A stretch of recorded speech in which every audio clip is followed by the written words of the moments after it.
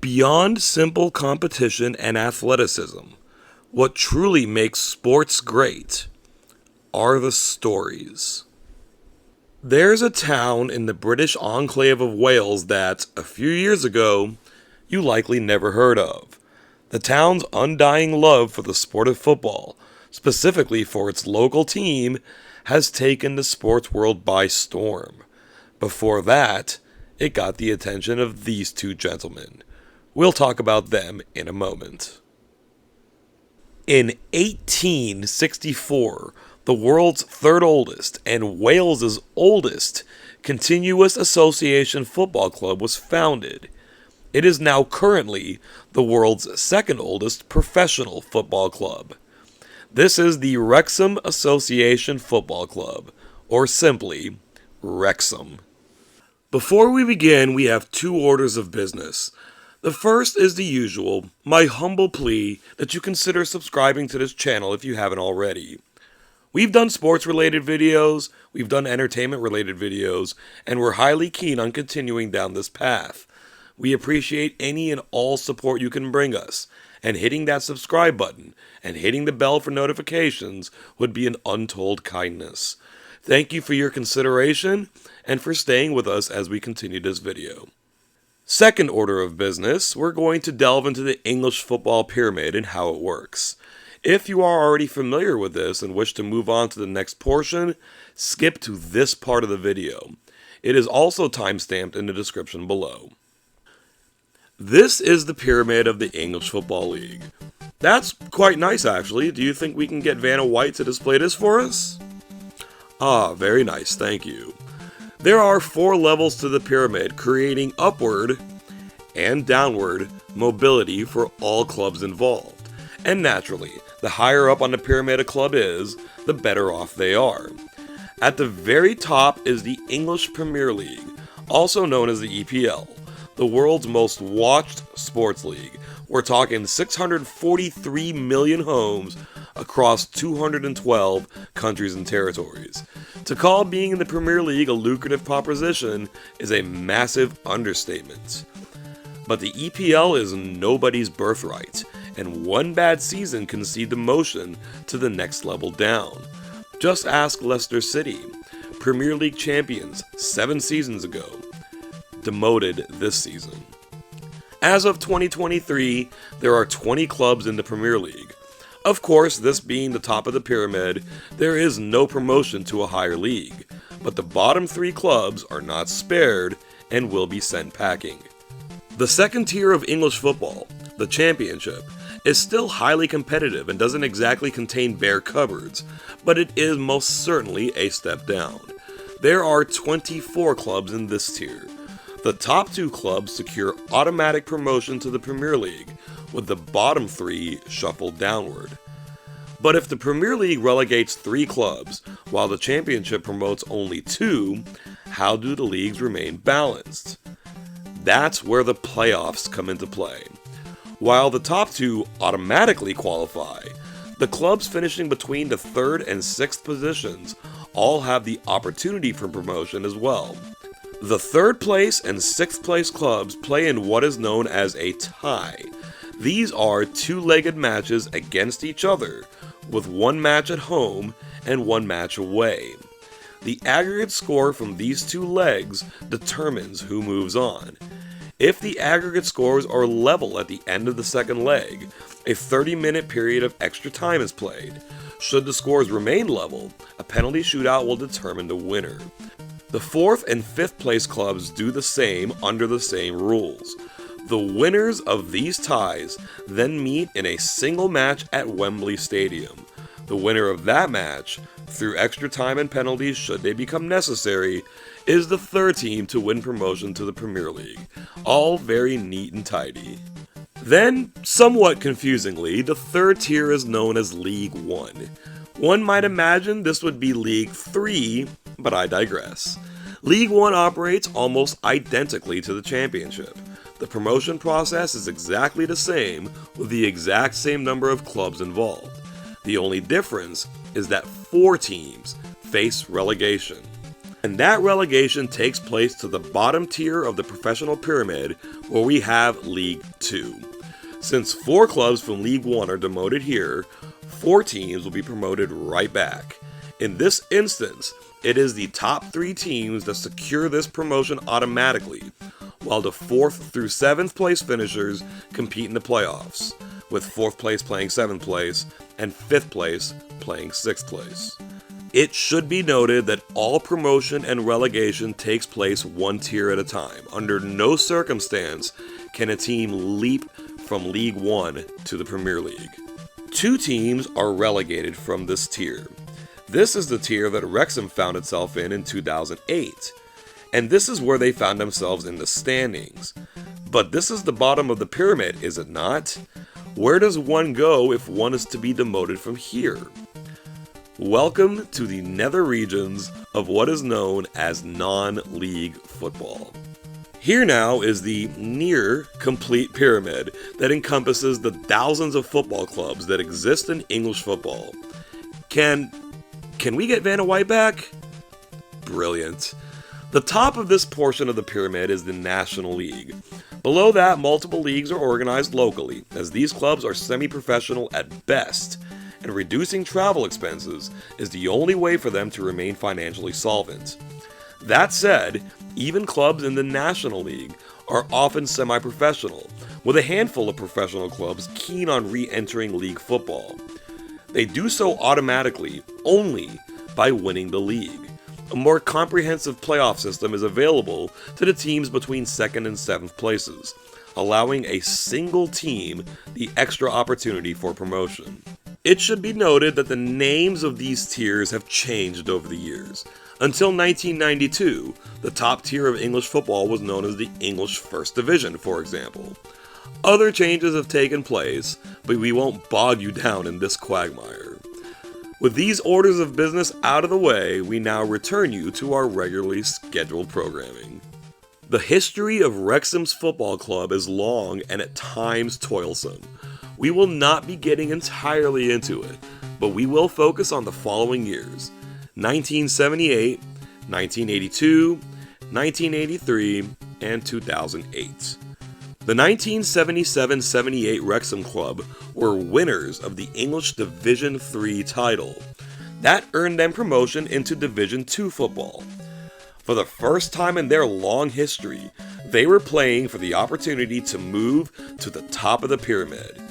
Yet, their 4th season, ending in 1982, saw them demoted back to Division 3. In 1983, the very next season, they were demoted again. From here was a little back and forth, but the bottom fell out in 2008. Quite literally. After 87 years in the English Football League, after 87 years in the main pyramid, Wrexham was set adrift, and they would stay adrift. In their first season, playing in what was then known as the Conference National, they lost a game 3-0 at home to something called Rushden and Diamonds. That club eventually dissolved before being resurrected into another club and is now multiple levels below league football. Wrexham's stay in non-league football would continue when they finished the 2020 season 19th in the league, dangerously close to relegation. This proud club with a proud history and a proud fan base, which for over a decade had now owned the club through a supporters trust, was nearing outright catastrophe. Then along came R.R. McReynolds Company LLC. That's these guys. Ryan Reynolds is as much of a household name as any actor in the world. Rob McElhenney has more of a niche following, but will certainly be recognizable to a lot of people. Little would anyone know that Deadpool and Mac would be the linchpins for the rebirth of Wrexham AFC. Now, don't get it wrong, that's exactly what they are, linchpins, persons of vital importance to an organization. They are not the saviors, but as the owners of the club, they certainly got the ball rolling. These are the individuals who own my favorite club, Manchester United.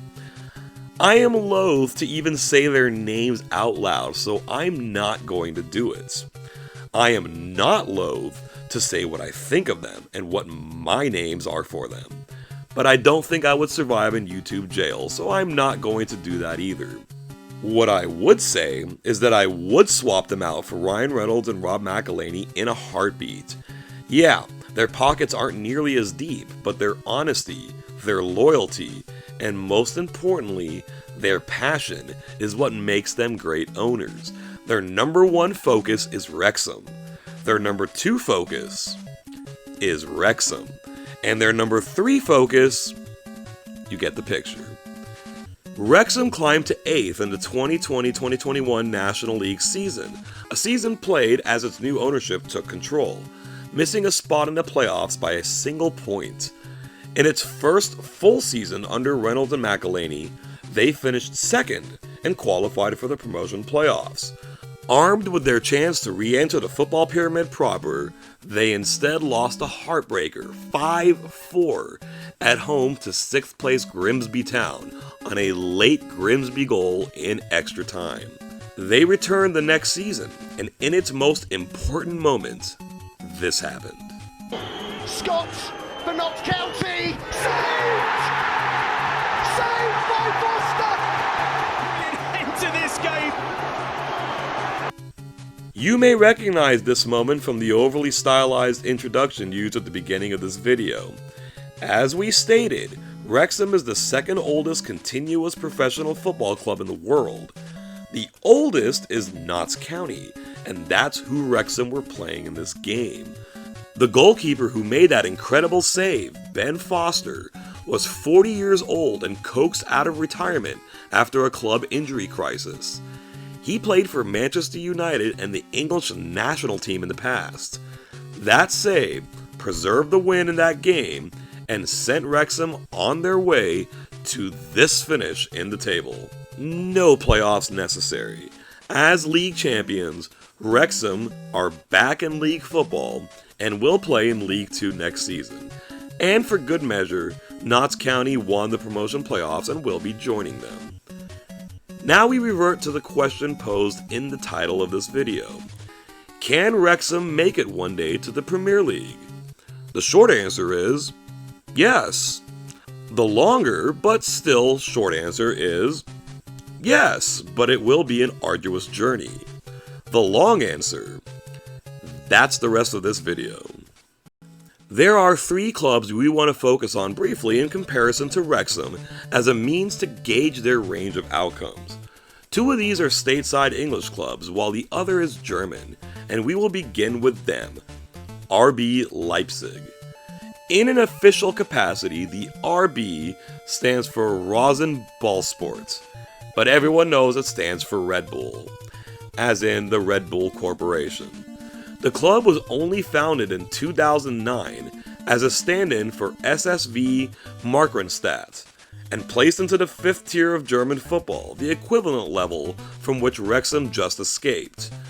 Leipzig is Germany's 8th largest city, so for them not to have a presence in the Bundesliga, the top of the German pyramid, or German football at all, was puzzling. For a quick comparison within a comparison, we're going to look at the 8th largest city elsewhere in major European football leagues. In the UK, that would be Newcastle, a club with a long and storied history that just this season finished 4th in the Premier League and will play in the Champions League. If you want to restrict it down to just England, we have the city of Nottingham. Nottingham Forest being the major team in that city, 2-time European champions in the past. Italy gives us the world-renowned city of Florence and its football club Fiorentina, a constant presence in Serie A. Spain's 8th largest city is Palma, home to the club Real Mallorca. Like Fiorentina, constant presence in La Liga. In France, we have Strasbourg. Now in France, football is pretty much dominated by Paris Saint-Germain, but Strasbourg is still a presence in the top of the French pyramid. And in the United States, we have either the city of San Diego or the city of Atlanta, depending on whether or not you're counting a city's population or a greater metro population. Either way, these are major cities that have professional sports teams. San Diego's case is a little tricky being in the shadow of Los Angeles, but Atlanta has professional teams across the board in all sports. The Leipzig progression was swift. They advanced to Tier 4 immediately. They spent 3 seasons in Tier 4 before getting to 2 years later, they were in the Bundesliga in time for the 2016-2017 season. And once they arrived after just 7 seasons, they've never finished lower than 6th in the table and have qualified for European football every single season. As successful actors and businessmen, Ryan Reynolds and Rob McElhenney certainly have money, but they don't have multinational corporation money. So with that kind of backing, it's fairly easy to understand how Leipzig got so successful so quickly. It's unfair to the highest degree to expect something similar out of Wrexham, but Leipzig has its place for comparison's sake. Now we look at a club in England that has been football's answer to the roller coaster, Luton Town. Luton reached the English First Division in 1955 and played there until 1960. By 1965, they were all the way down to the 4th Division. And by 1974, they were back in the top flight. Their longest stretch in the First Division was between 1981 and 1992. Their relegation in 1992 meant that they just missed becoming a founding member of the Premier League. They stayed steady in the second tier until a financial crisis saw them relegated. For 3 consecutive seasons. They had now fallen out of the football pyramid and were in the same league as Wrexham. Their 5th season of non-league football saw them escape and crawl back into the pyramid. Without hesitation, they climbed all the way back to the championship. And this past season, after winning the EPL playoff, they completed their journey back to the Premier League, where they will play this upcoming season. It's a remarkable story, really.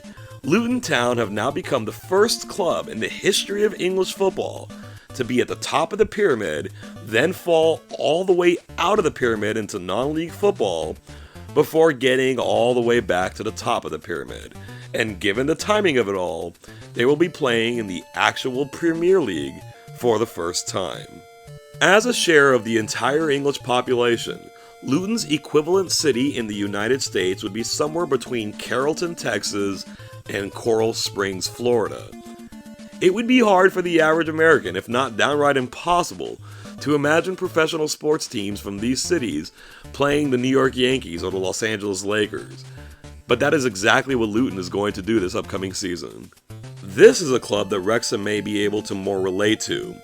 A club with a lot of history behind it that isn't the most financially robust, yet still has passionate fans and will win over the hearts of many neutrals.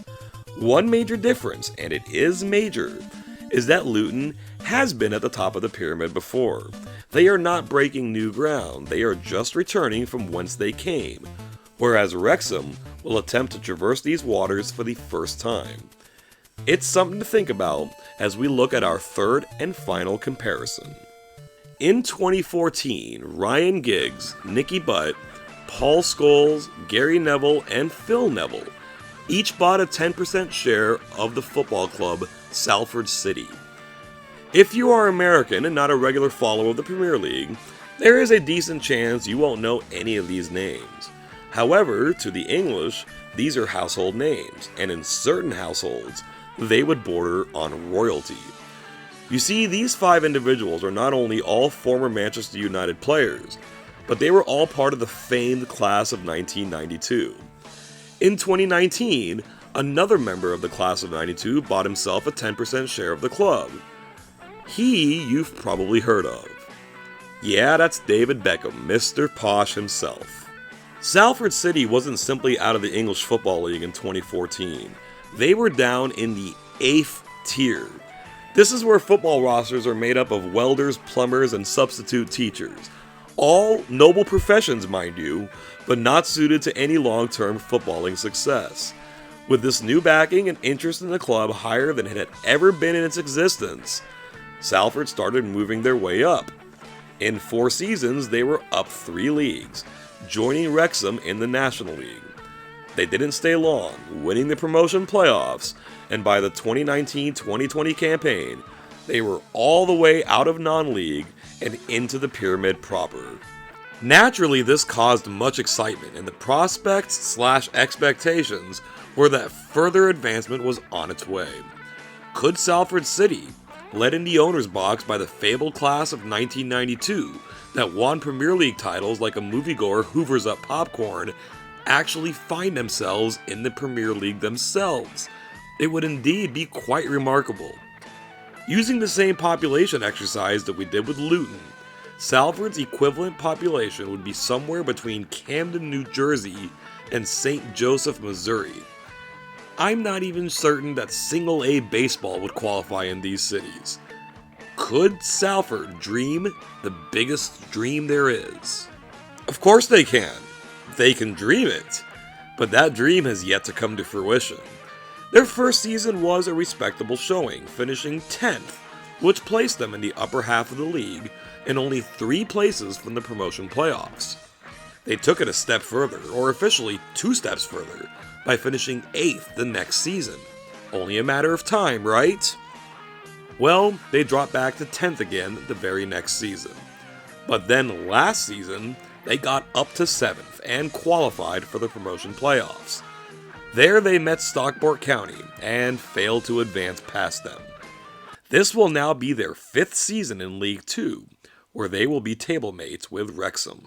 So what does all of this tell us about Wrexham's chances going forward? Here we have RB Leipzig, who rapidly moved up from the German 5th tier to the top of the pyramid and are now a perennial competitor in Europe. We have Luton Town, who slid all the way down from the top of the pyramid to out of it entirely, only to complete a journey back to the top this past season. Then we have Salford City, from the depths of non-league to the bottom of the pyramid, only to be guaranteed at least a half-decade of stagnation. The easy answer is to say that Wrexham is going to be somewhere in between all of this, so naturally, that's the answer we're going to go with. But we will place them specifically within this triangulation. They don't have the untold riches of RB Leipzig, so it's probably unwise to place them here.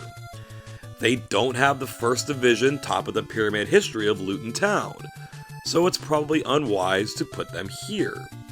Does that automatically put them over here? Not quite. They have shown a keen ability to get certain players over to their side.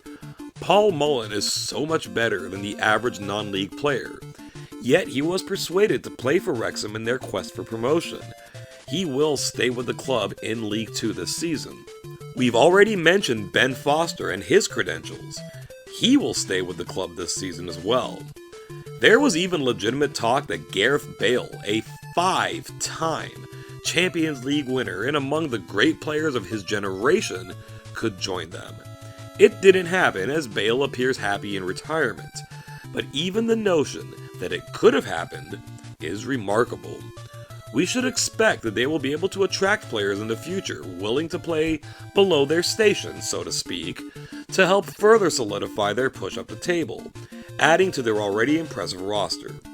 So, we will drag them away from Salford City, who haven't shown they are equally adept in the recruitment department, and place them a little closer to Luton Town, but still a ways away from RB Leipzig. In the final analysis, it isn't incomprehensible that Wrexham could earn promotion to League 1 as quickly as next season. However, this should not be taken as a given, far from it actually. Even though it's England's 4th division, it is still highly competitive, and certainly a massive step up in competition from the National League. Remember, after the Reynolds and McElhaney takeover completed during the 2020-21 season, it still took them 2 full years to get back into the pyramid. Therefore, we consider it a minimum of 2 years before they can make it to League 1.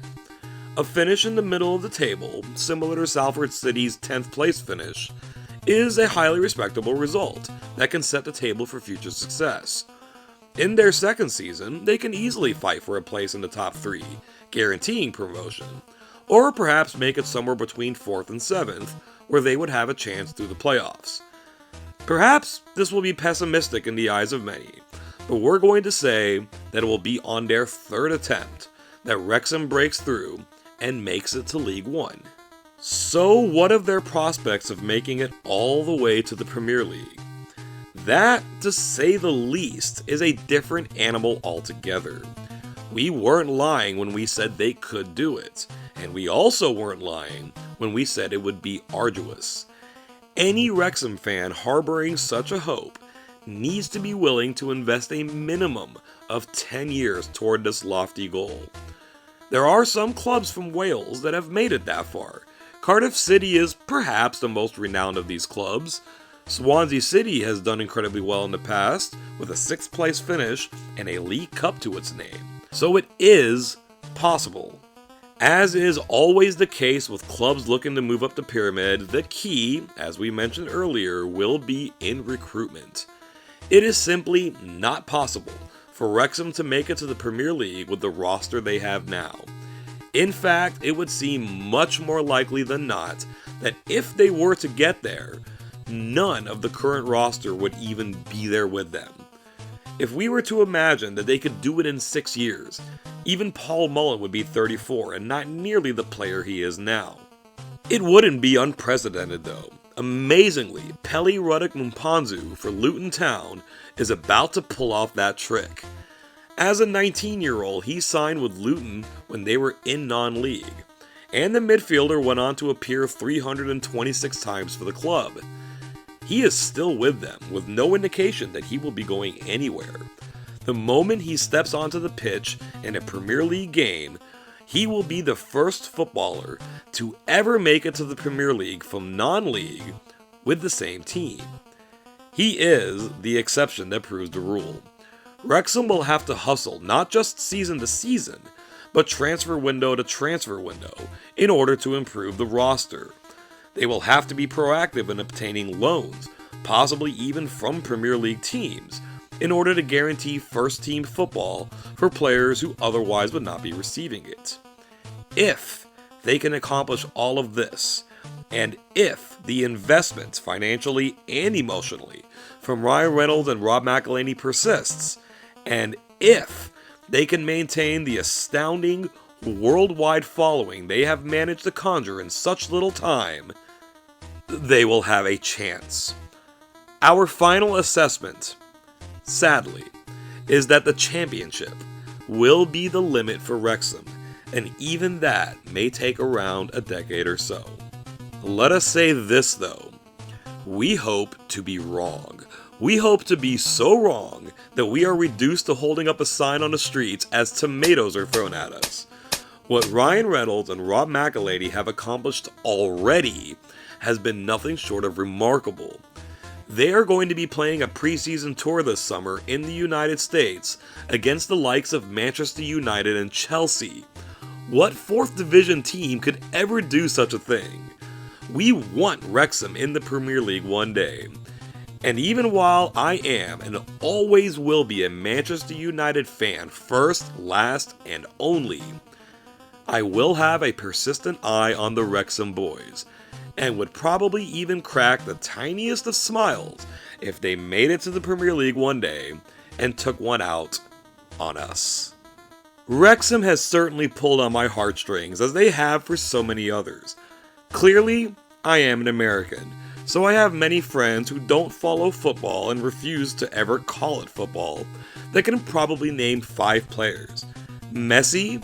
Most wouldn't know his first name. Ronaldo? Most wouldn't know his first name either. Pelé, David Beckham, and Landon Donovan. Yet, even they are intrigued by Wrexham and are avid fans of the FX series Welcome to Wrexham and cannot wait for a second season. They knew that Wrexham was making a crazy run in the FA Cup, all while not knowing what the FA Cup even is. The opportunity for something extremely special exists here. A chance at one of sport's greatest stories. The destination of this story may be up for debate, but the quality of the journey will be indisputable. Thank you so very much for making it through this video. It certainly was a blast to make. Having gotten this far, it would be awesome of you if you could hit that like button and share the video with some friends. And if you haven't already, please be sure to subscribe to this channel. We will almost certainly be doing a follow-up video to this one once the 2023-24 English football season is over, to check in on our boys. In the meantime, we have many other videos available for your viewing pleasure, and we will certainly have many more in the days, weeks, and months to come. For CCC Productions, we hope you have an amazing day. Come on, you Reds, and may it always be sunny in Wrexham.